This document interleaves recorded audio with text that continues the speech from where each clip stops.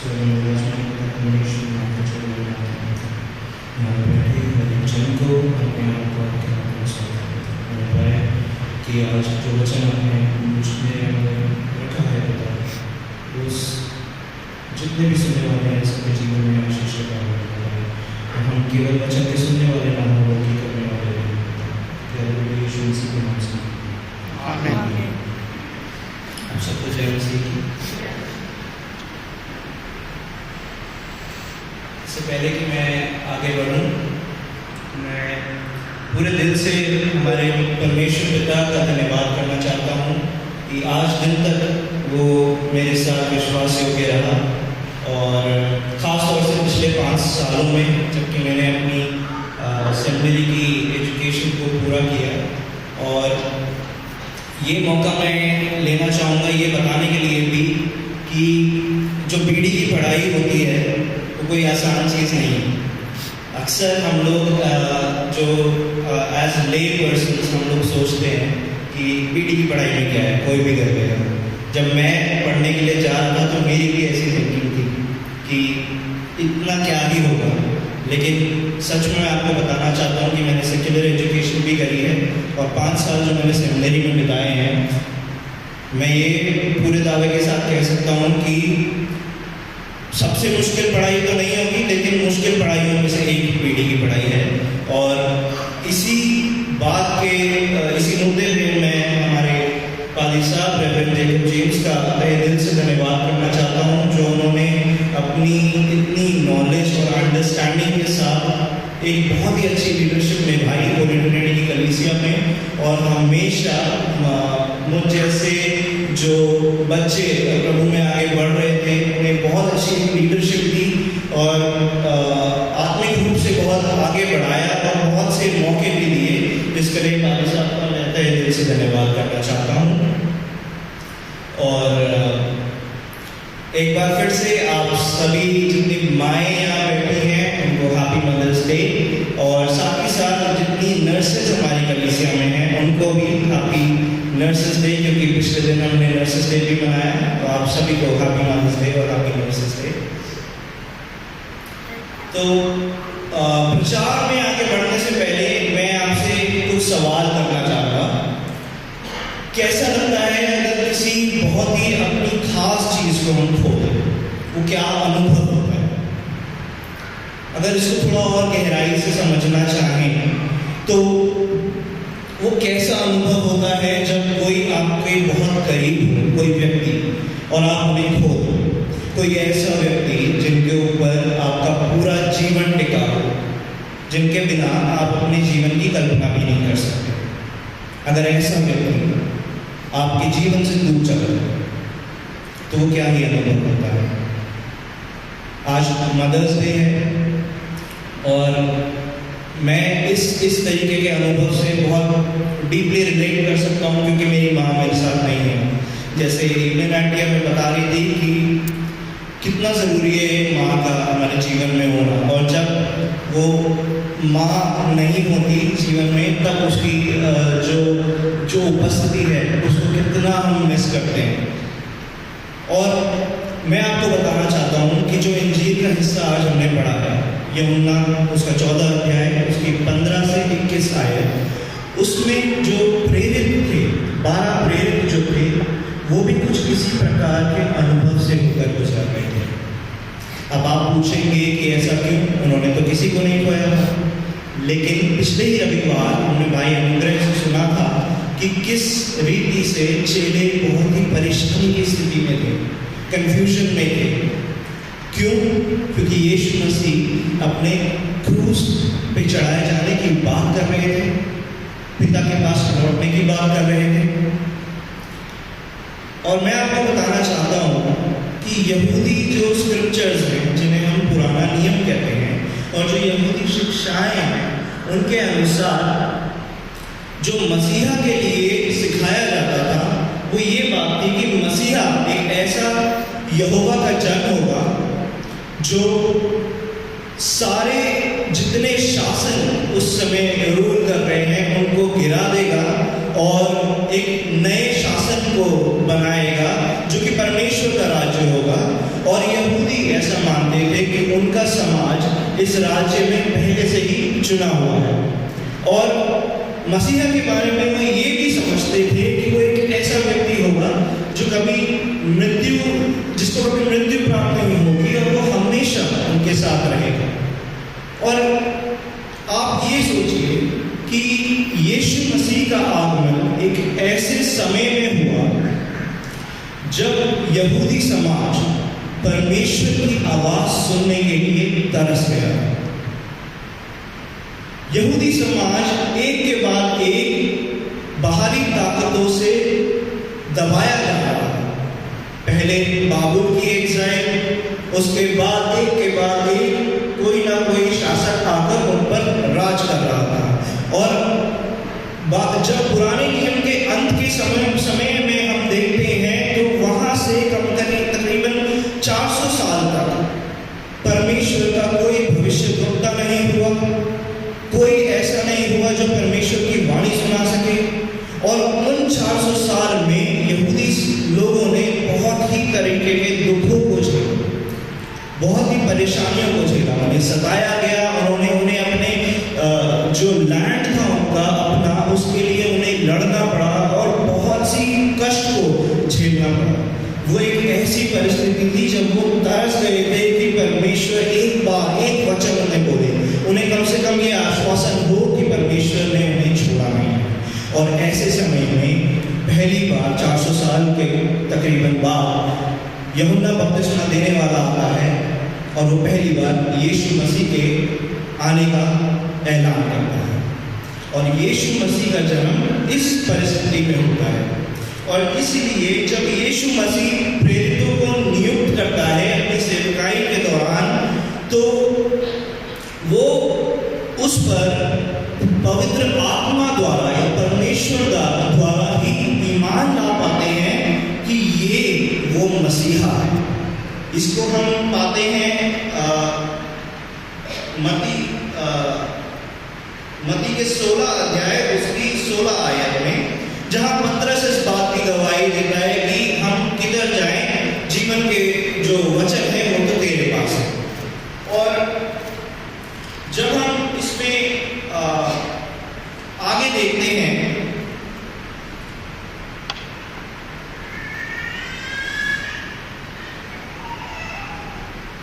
जो प्रेरित थे वो यीशु मसीह के साथ तकरीबन 3.5 साल तक सेवकाई में हिस्सा लेते हैं और पूरे दिल से सेवकाई करते हैं। वो ऐसा करते हैं जब यीशु उन्हें बुलाता है तो वो अपना सब कुछ छोड़कर यीशु मसीह के पीछे हो लेते हैं। और वो केवल पवित्र आत्मा के नियुक्तिकरण के वजह से ये कर पाते हैं। और जब वो 3.5 साल यीशु मसीह के साथ बिताते हैं, वो केवल उनके प्रेम और आज्ञा पालन के द्वारा होता है। और ये हम यूहन्ना 6 उसके 68 और 69 आयत में भी देखते हैं। इसलिए मैं आज आपसे प्रेम और आज्ञा पालन के विषय में बातचीत करना चाहता हूँ। प्रेम और आज्ञा पालन, लव एंड ओबीडियंस, एक अटूट रिश्ता है, इन्हें आप अलग नहीं कर सकते। जब हम यूहन्ना उसका 14 अध्याय 15 से 21 आयत को पढ़ते हैं तो उसमें हम जानते हैं कि ये एक ऐसा वचन है जहाँ पे यीशु मसीह पवित्र आत्मा का वायदा करते हैं प्रेरितों से। और ये जो वायदा है ये बड़ी ही खूबसूरत तरीके से प्रेम और आज्ञा पालन से सींचा गया। तो इस जो इंजील के हिस्से को हमने पढ़ा यूहन्ना 14 उसकी 15 से 21 आयत तक, वो हमें 3 चीज़ों को सिखाता है मेनली, जो कि जिसमें पहली चीज़ है कि ओबीडियंस फॉलोज लव, जो आज्ञा पालन है वो प्रेम का पीछा करता है। और इसे हम देखते हैं 15 से 16 आयत और 21 आयत। आइए वचन से पढ़ें यूहन्ना 14 उसकी 15 से 16 आयत और 21 आयत। यदि तुम मुझसे प्रेम रखते हो तो मेरी आज्ञाओं को मानोगे। मैं पिता से विनती करूंगा और वो तुम्हें एक और सहायक देगा कि वो सर्वदा तुम्हारे साथ रहे। 21 आयत, जिसके पास मेरी आज्ञाएं हैं और वो उन्हें मानता है वही मुझसे प्रेम रखता है, और जो मुझसे प्रेम रखता है उससे मेरा पिता प्रेम रखेगा, और मैं उससे प्रेम रखूंगा और अपने आप को उस पर प्रकट करूंगा। बाइबल कॉलेज में जब मैंने 5 साल का समय बिताया तो मैंने एक बहुत ही इंपॉर्टेंट चीज सीखी वहाँ पे, कितना जरूरी है वचन को उसकी मूल भाषा में पढ़ना और समझना। और मैं आपसे ऐसा इसलिए कह रहा हूँ क्योंकि आज जब हम बाइबल को पढ़ते हैं हमारे हाथ में कई प्रकार के ट्रांसलेशंस हैं। जैसे कि हमने हिंदी बाइबल जिससे मैंने अभी पढ़ा वो ओवी वर्जन से आता है, री-एडिटेड वर्जन। इसी प्रकार से कई अलग अलग वर्जन्स हैं, बाइबल के अनुवाद हैं, जैसे कि NIV, NRSV, इंग्लिश में भी कई प्रकार के अनुवाद हैं, और अलग अलग भाषाओं में भी कई प्रकार के अनुवाद हैं।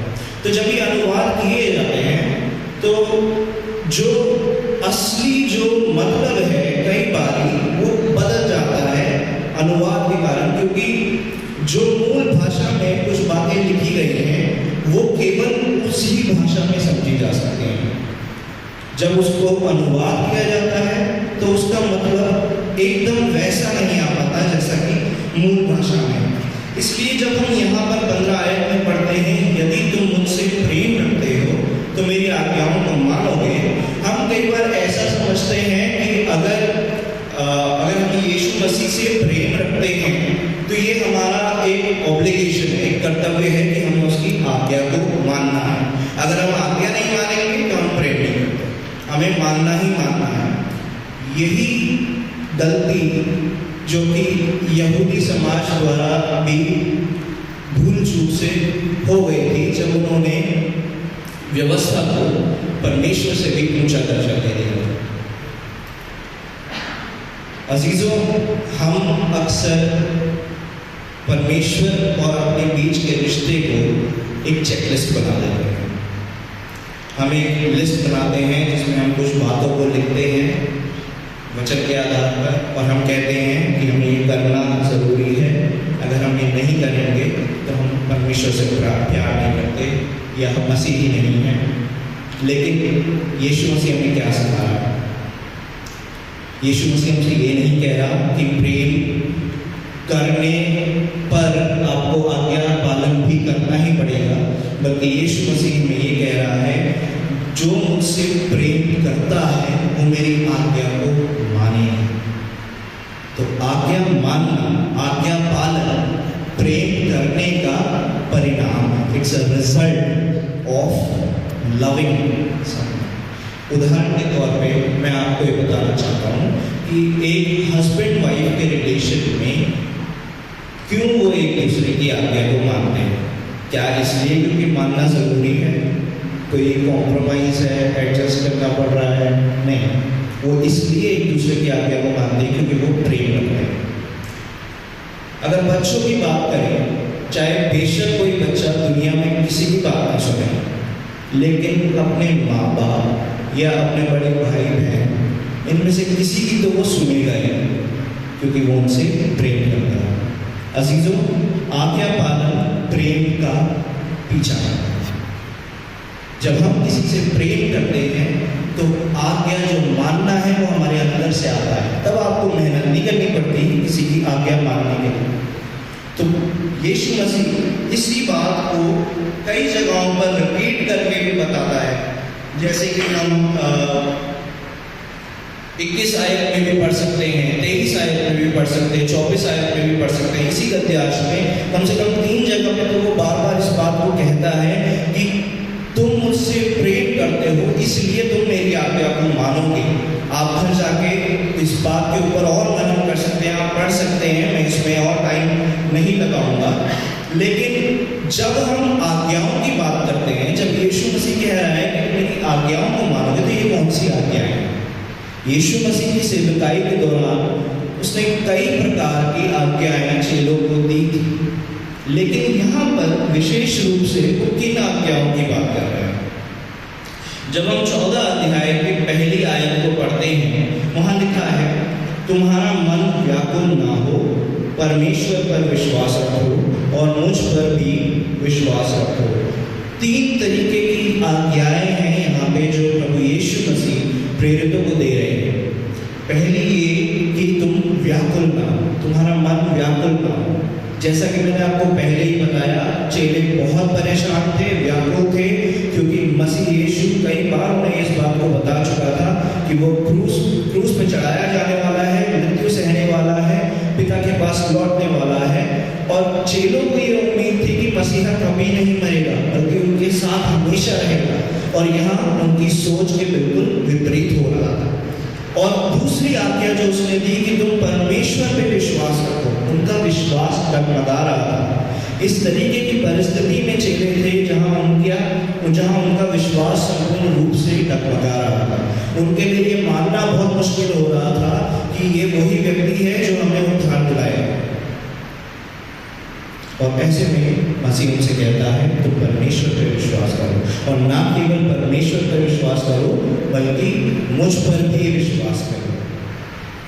ये वो आज्ञाएं हैं जिन्हें यीशु मसीह विशेष रूप से मानने के लिए कह रहा है चेलों को।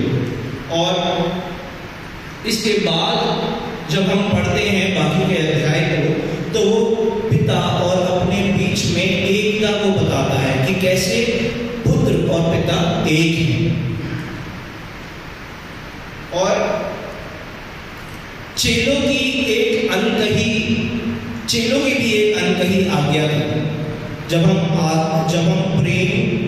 आज्ञा पालन की बात कर रहे हैं जो कि प्रेम का पीछा करती है, तो चेलों की भी एक अनकही आज्ञा थी जो उन्होंने कभी यीशु मसीह से जाहिर नहीं की, लेकिन यीशु मसीह उसे जानते थे।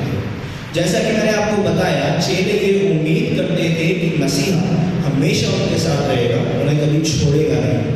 तो मसीह अपनी उस आज्ञा का भी पालन कर रहे हैं। यहाँ पे जब हम देखते हैं 16 आयत में वो पवित्र आत्मा का वायदा करते हैं चेलों से, तो वो इस आज्ञा को पालन कर रहे हैं कि वो उन्हें कभी नहीं छोड़ेंगे। जब हम इस ही अध्याय से दूसरी बात की ओर बढ़ते हैं, तो वो ये है कि love displace truth and obedience displace obligation. प्रेम जो है वो सत्य को दर्शाता है, सच को दर्शाता है, और जो आज्ञा पालन है वो कर्तव्य को दर्शाता है। जब हम 17 आयत में देखते हैं, वहां लिखा है, अर्थात सत्य का आत्मा जिसे संसार ग्रहण नहीं कर सकता, क्योंकि वो ना उसे देखता है और ना उसे जानता है। तुम उसे जानते हो क्योंकि वो तुम्हारे साथ रहता है और वो तुम में होगा। यहाँ यीशु मसीह उसी पवित्र आत्मा को और विस्तृत रूप से बता रहे और उसका विवरण कर है, जिसके विषय में उन्होंने 16 आयत में वायदा किया। और यहाँ पर आप देखिए कि यीशु मसीह इस पवित्र आत्मा को सत्य का आत्मा कहकर पुकार रहे हैं। इससे पहले 14 अध्याय में 6 आयत में हम पढ़ते हैं कि यीशु मसीह अपने आप को सत्य कहकर पुकारते हैं, और यहाँ पर वो पवित्र आत्मा को सत्य का आत्मा कह रहे हैं।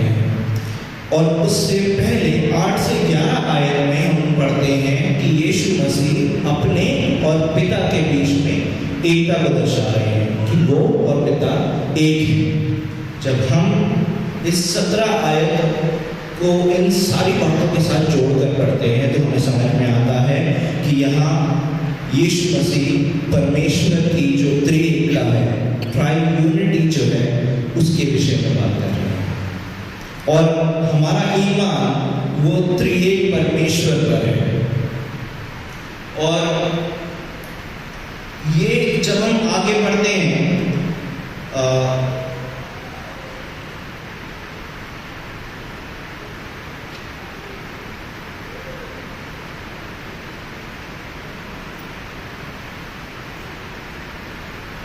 18 आयत में वो यूं कहते हैं कि मैं तुम्हें अनाथ नहीं छोड़ूंगा, मैं तुम्हारे पास आता हूँ।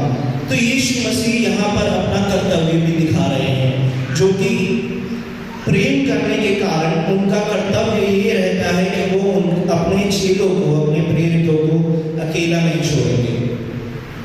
और वो उसको पूरा कर रहे हैं किस रूप से कि वो पवित्र आत्मा का वायदा उनसे करते हैं। वो ये कहते हैं कि मैं तुम्हें अनाथ नहीं छोड़ूंगा, बल्कि मैं तुम्हारे पास आता हूँ।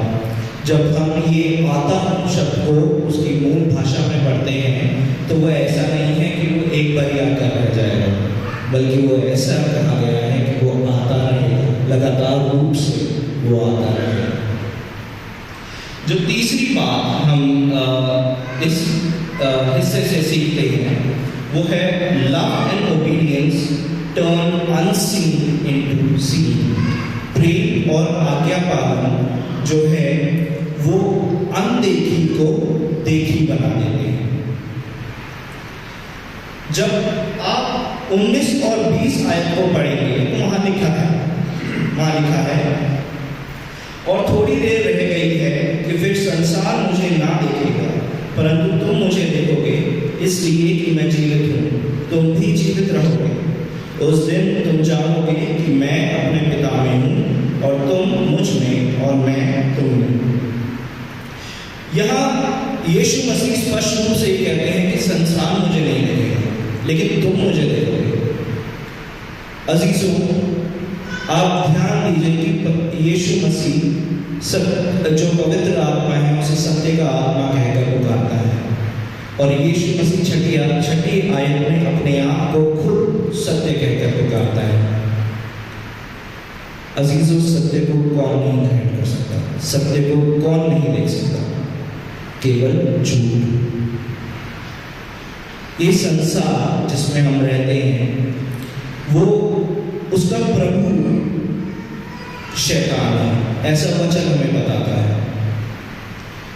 और दूसरी जगह पर यह भी लिखा है कि वो शैतान जो है वो झूठ का पिता है, he is the father of lies, और वो इस संसार का प्रभु है। तो इसलिए संसार सत्य के आत्मा को, यीशु मसीह को ग्रहण नहीं कर सकता, उसे देख नहीं सकता। आपने वो कहानी तो सुनी होगी सच और झूठ की। अगर आप में से किसी ने नहीं सुनी तो मैं आपको बताना चाहता हूँ।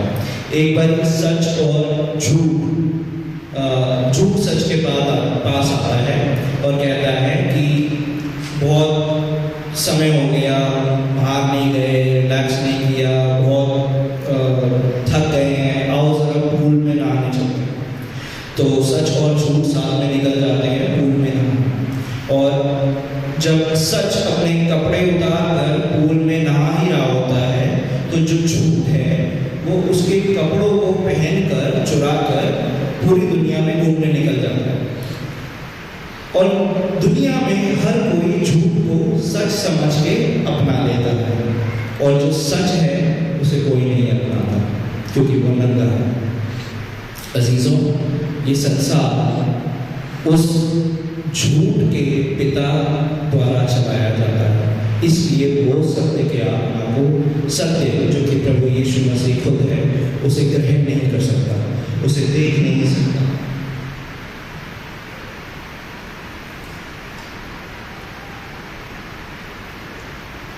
और वो ये इस बात के विषय में खास तौर से इस पे जोर डालता है यीशु मसीह कि उसके क्रूस पर चढ़ाए जाने के बाद, उसकी मृत्यु के बाद संसार उसे नहीं देख पाएगा, लेकिन तुम जो कि प्रेरित हैं वो उसे देख पाएंगे।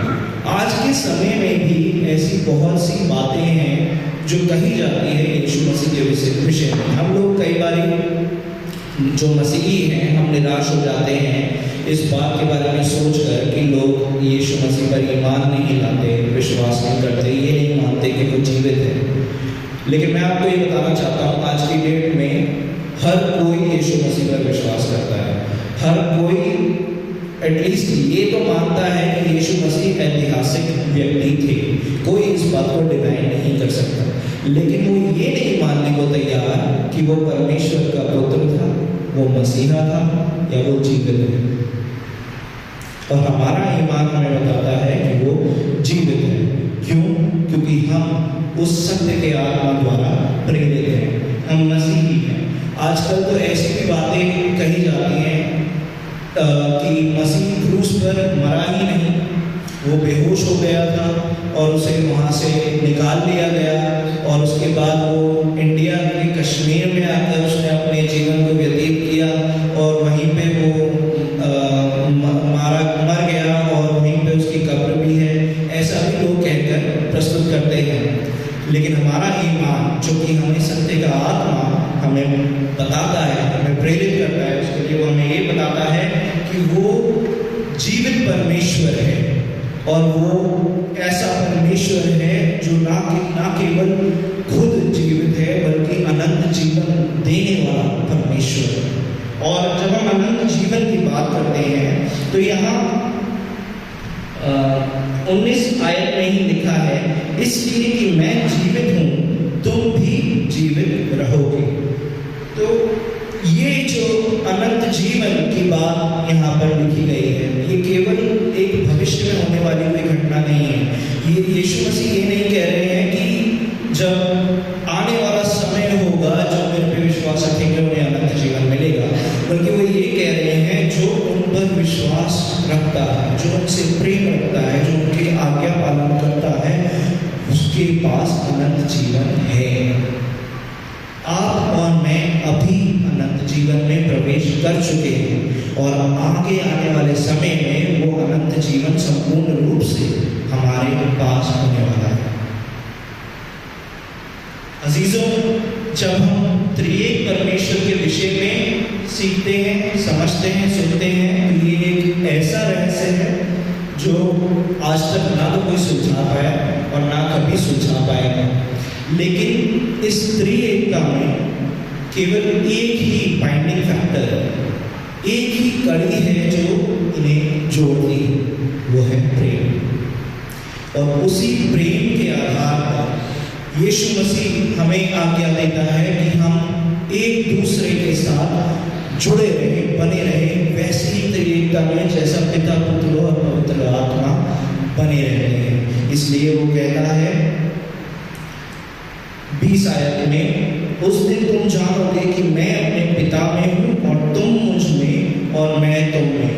अजीजों, ये एक ऐसा प्रेम है जो एक दूसरे के अंदर घुल जाना चाहता है। ये ऐसा प्रेम है जो दूसरों के लिए जीने को तरसता है।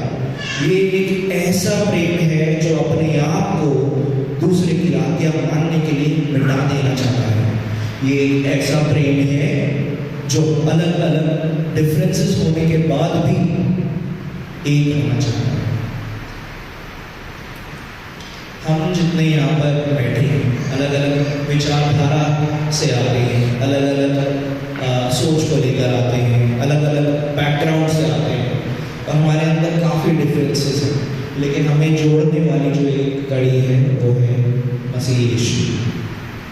तो क्यों ना हम वो त्रिएक परमेश्वर जो सर्वदा शुरुआत से लेके अंत तक एकता में प्रेम से जुड़ा हुआ है, क्यों ना हम भी वैसे एकता में जुड़े रहें। और ये हम कर पाएंगे केवल प्रेम और आज्ञा पालन के द्वारा। आइए स्वर्ग में विराजमान पिता परमेश्वर, हम आपका धन्यवाद करते हैं इस सुंदर समय के लिए, ये अवसर के लिए जो आपने हमें दिया पिता। सच में पिता, आप बहुत ही अनुग्रहकारी परमेश्वर है पिता, कि आपने हमें इस लायक समझा कि हम आपके उस प्रेम को अनुभव कर सके जो हमारी सोच से भी परे है। हम इस योग्य नहीं थे, हम पाप में डूबे हुए थे पिता, और आपने हमें उस पाप की कोख से बाहर निकाला। उन्हें पाया पिता कि हम अपने सारे डिफरेंसेस के बावजूद भी आपकी तरह हमेशा हमेशा एकता में बने रहें पिता। जबकि आज हम मदर्स डे सेलिब्रेट कर रहे हैं पिता, हमने पाया कि वो जो प्रेम की भावना है वो केवल उस माँ और बेटी के रिश्ते में, माँ बेटी बेटे के रिश्ते में सीमित ना है पिता, बल्कि वो प्रेम हम अपने सारे रिलेशनशिप्स में अनुभव करने पाए और उस प्रेम के द्वारा एक ही बंधन में मसीह यीशु की दुल्हन के रूप में बने रहें। तो प्यारे बेटे यीशु मसीह के नाम से आमीन।